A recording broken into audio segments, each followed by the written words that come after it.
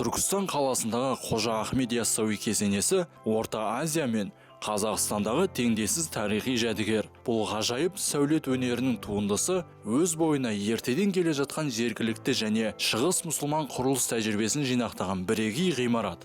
Бұл ғажайып ғимарат әулиелердің сұлтаны Құлқожа Ахмет Яссауиге зор құрмет ретінде оған деген халықтың шексіз сүйіспеншілігіне орай Әмір Темірдің бұйрығымен 1397 жылы салына бастаған Қожа Ахмет Яссауи сәулет ғимараты айқын, дәл әрі үйлесімді жоспармен салынған.